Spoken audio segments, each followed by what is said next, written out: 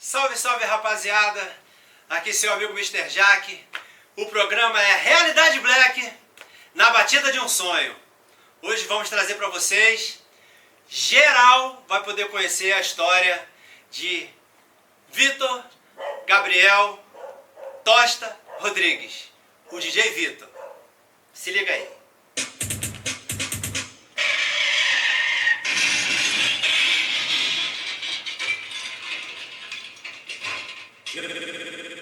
Realidade Black, na batida de um sonho.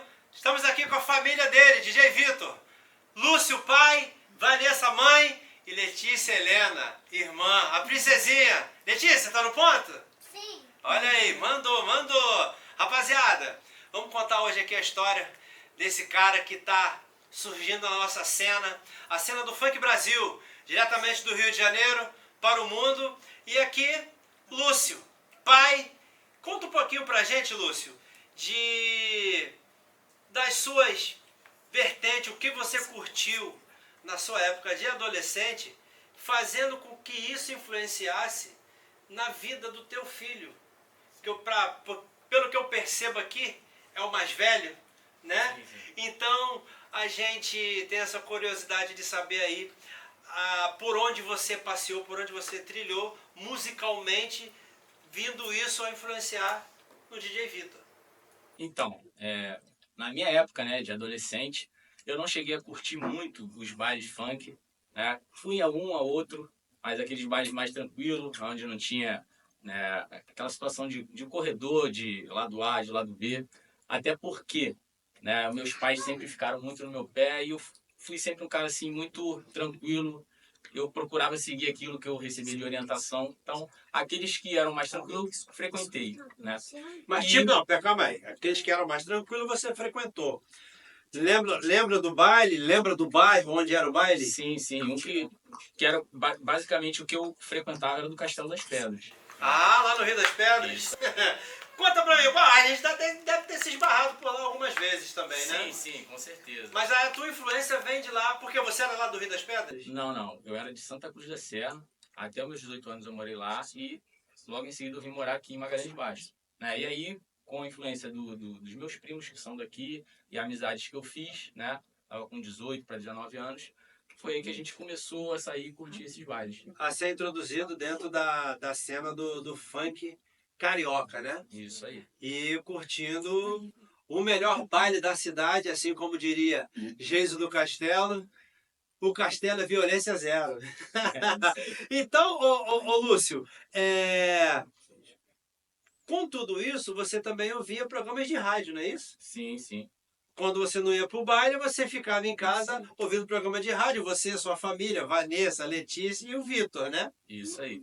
Então, desde pequenininho ele sempre ouviu essas músicas tocarem, né, aqui dentro de casa, porque eu gosto muito. Ela também sempre gostou. E de pequenininho ele começou a cantar, canta várias músicas aí da nossa época, né? Uhum.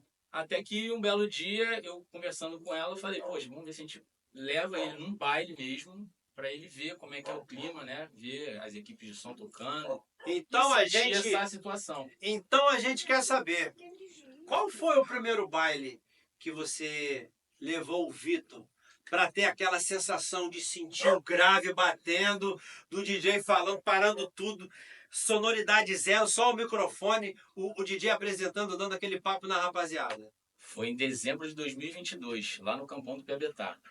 Estavam as equipes Laser Rio, a Cuca, a Coisona, ponto 30 e a Peoples, né? Que desde esse dia ele tomou um amor gigantesco pela Peoples, provavelmente pelo que aconteceu lá, né? Que o pessoal viu o encantamento dele e em um determinado momento alguém que estava lá com o pessoal da Peoples colocou ele no palco do lado do Bicudo. E aí ele botou o olho em cima dos equipamentos, ficou o tempo todo lá e foi despertando esse interesse. Eu me arrisco a dizer aqui, Bicudo seria o padrinho musicalmente falando, do DJ Vitor, a família Peoples? Nesse sentido aí, sim, né? Despertou o interesse dele por essa área de DJ, de fazer as montagens ao vivo e começou a caminhar a partir daí. Porque, pelo que eu posso também dizer da minha parte, eu tenho acompanhado os vídeos dele que vocês postam nas redes sociais, nas plataformas, e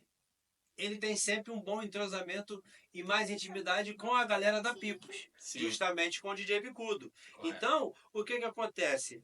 Bicudo é um cara das antigas, um cara sagaz de conhecer, de ter a manha das produções, de dominar ali o comando que ele tem sobre a MPC, e com certeza ele já deve ter dado vários toques pro Sim. Vitor, várias trocas de material aqui, ó, fiz esse negócio aqui, bota lá na tua MPC, dá uma treinada, vamos fazer isso, não é isso? É por aí, é por aí.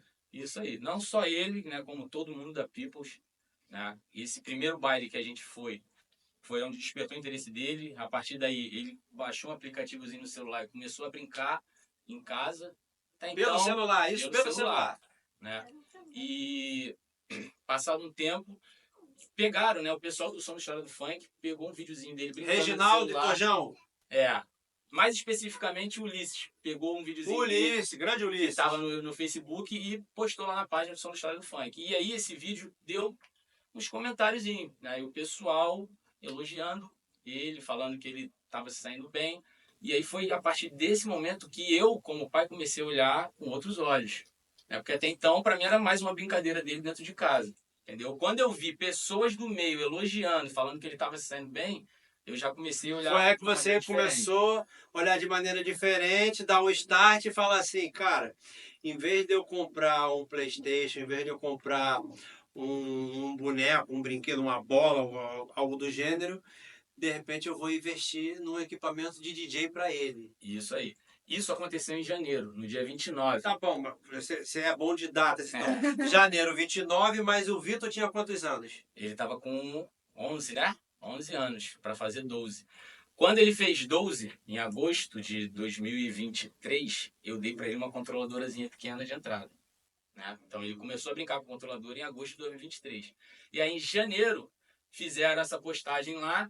No dia seguinte dessa postagem, a gente estava num baile lá do viaduto de Madureira. Mas essa postagem, ela foi uma postagem espontânea ou ela foi uma postagem provocativa para tentar cavar uma situação para arrumar um espaço dentro da cena? Não, porque era coisa que ele mesmo postava. Eu filmava e ele, pai, filma aí para eu poder postar. E eu postava. Na verdade, postava Foi na página. despretensiosa, Isso né? aí. Vamos postar. Isso aí.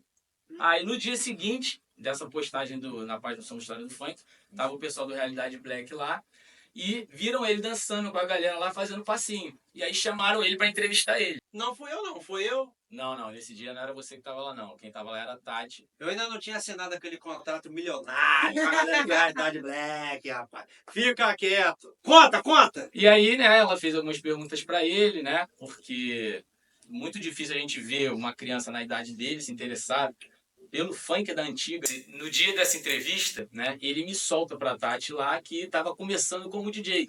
Só que tinha alguns meses que ele estava com a controladora, não sabia mexer em nada, né, e brincava no celular. Aí ele me solta uma pérola dessa, né? Pois é. Então ele já brincava com a controladora. E aí, quando foi em março, eu comprei a MPD para ele, né? E ele começou a fazer na MPD, né? E aí, depois de 2 meses, exatamente em maio, né, um rapaz aqui da área, que costuma fazer eventos aqui próximo, viu o vídeo dele e mandou mensagem. Já conhecia ele, porque o filho dele estuda... Esse rapaz na é influente do meio ou é apenas um amigo que trabalha por trás? Ele produz eventos de pagode, na verdade, né? E nesse evento que ele fazia aqui próximo de casa, ele colocava DJs para poder estar fazendo intervalo do pagode. E aí, vendo um dos vídeos do Vitor, ele convidou o Vitor para ir lá. Né? E aí a gente foi. Fez alguma demonstração lá no dia? Ou Sim. só foi para conhecer? Não. Aí eu falei, vai ver lá pra gente poder ir. Aí ele foi e perguntou o rapaz se podia ser hoje mesmo.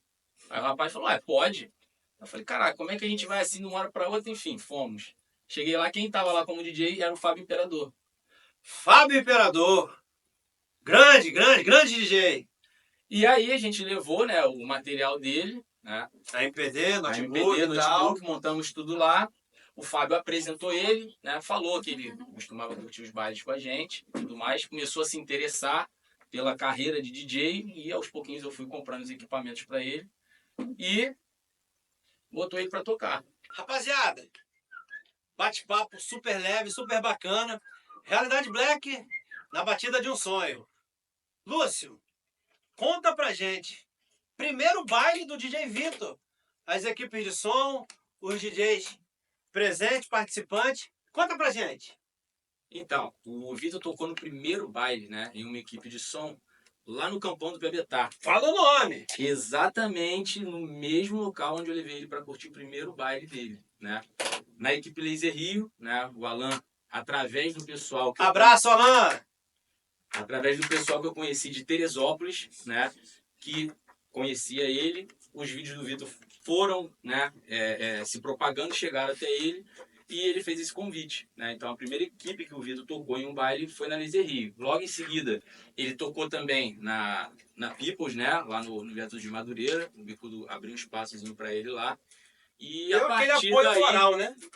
e a partir daí começaram a aparecer outras situações onde o pessoal, mesmo sem, como é que se diz, colocar ele como atração do evento, mas via que ele estava lá, abria sempre um espaçozinho para falar dele, né? Falar do interesse dele pela música, pelo funk, e sempre rola uma brincadeirazinha. Mas, Lúcio, essas aparições de vocês aí, pelo menos essas do início, era vocês, pai e mãe, se arruma, vai ter evento lá, vou levar você. De repente acontece alguma coisa no espaço, ou era já ele pedindo, ó, ele ficava ligado na agenda, ó, vai ter baile em tal lugar, pai, mãe, me leva lá que eu quero ver.